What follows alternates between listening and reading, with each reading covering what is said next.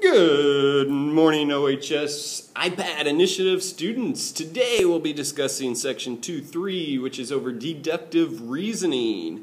We'll be using it to see if a myth or conjecture would be true or false. We'll also tie it into inductive reasoning a little bit to tell the difference between deductive and inductive reasoning. And we'll also be talking about some laws of logic called the law of detachment and the law of syllogism. And that will help us to build arguments that are more logical. And that way, maybe if we get into an argument with a friend or we're trying to get more freedom from somebody, maybe we can present a better argument by knowing inductive and deductive reasoning. There is a show, I think, on the Discovery Channel that is about facts and myths that I've seen a couple of times anyways. And what they do is replay a situation and come up with facts that could show the myth that it either could happen or it could not happen. So they're using a little bit of deductive reasoning to see if a myth could happen or not. So make sure you get the title written down in your notes. And then the number 5, we'll try and figure out how to incorporate that in this iPad class. All right. So if we remember from section 2.1, inductive reasoning was coming up with a conjecture that was based on a pattern that had several different cases that we see, and then we're going to make a general consensus about those cases. Okay. Well, deductive reasoning is a little bit different. Deductive reasoning is a logical argument that's based off of facts, definitions, accepted properties, and laws of logic, which we talked about in the objective on the previous page. So deductive reasoning, we're going to have the facts lined out that's going to lead us to a conclusion. Alright, so here's how we're going to look at a couple of examples anyways on conclusions that could be a result of inductive reasoning or deductive reasoning.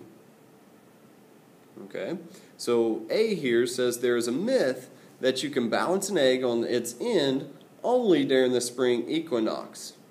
A person was able to balance an egg on July 8th, September 21st, December 19th, so therefore the myth is false. Kind of a tough one here, but this is a kind of a pattern that we're seeing here. Those 3 dates is kind of a pattern. It happened to happen here, it happened to happen here, it happened to happen here. So we've got a pattern that's showing up. About every 3 months it looks like it's happening. So based off of that pattern, this is going to be inductive reasoning. Alright, let's read B real quick. There is a myth that a Great Wall of China is only man-made, or is the only man-made object visible from the moon. The Great Wall is barely visible in photographs taken 180 miles above the Earth. The moon is about 237,000 miles from Earth. Therefore, the myth cannot be true. So if it's barely visible at 180 miles, and this is a fact that, you know, the moon is 237 miles away from the Earth, then based off of this fact, we come up with the conclusion that the myth must not be true. So what that's doing is using deductive reasoning. There is a fact that is listed there, not just a pattern of when something is happening. Alright. So the regular geometry class, if you're following along with this on the computer at home, those would be the problems that was first assigned to you. Let's move on. One of the first laws of logic is the law of detachment. Okay, and it does have some symbols on it, and it doesn't look like the symbols got all posted up here just right, but the symbols would be FP, which is our hypothesis, implies Q, then if we're given P, then Q must be true. If P, then Q must be true.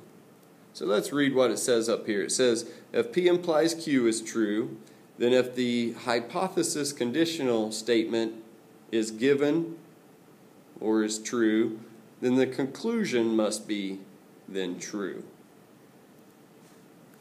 And hopefully we have a little example to go along with that, because I'm sure that was kind of hard to follow. Determine if the conjecture is valid by the law of detachment. So we're given, if the side lengths of a triangle are 5 centimeters, 12 centimeters, and 13 centimeters, then the area of the triangle is 30 centimeters squared. Okay, it says the area of the triangle is 30 centimeters squared. Well, if we look at this,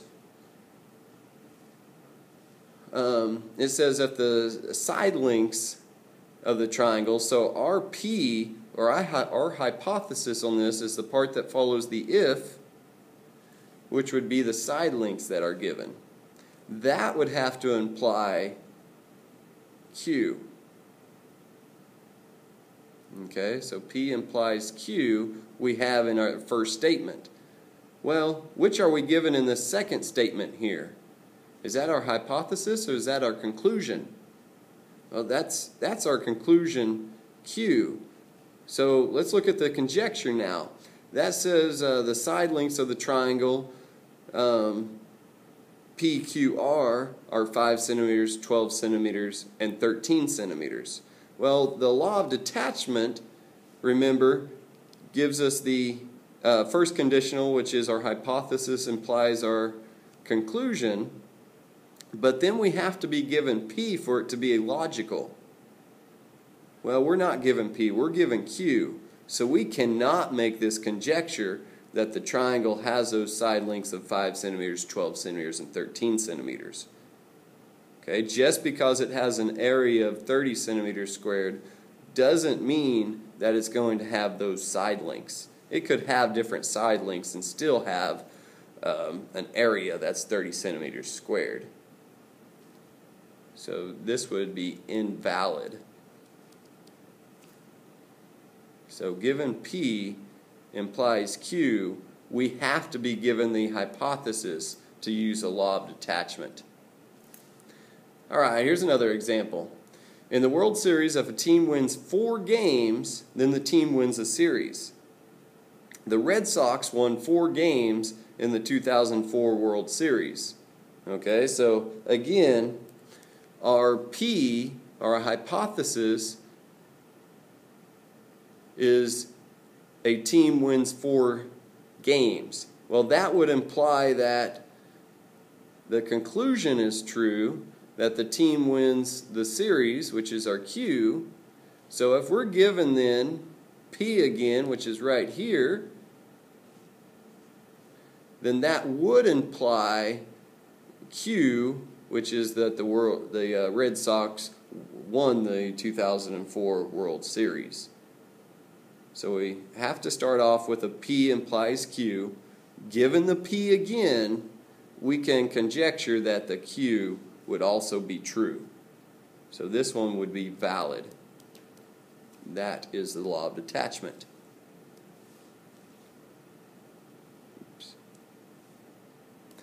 Alright, the regular class would be doing those couple of problems at this time. iPad class, as always, your assignment is attached to this lesson. Okay, we're going to go ahead and end part 1 right now, and part 2 will be completed shortly.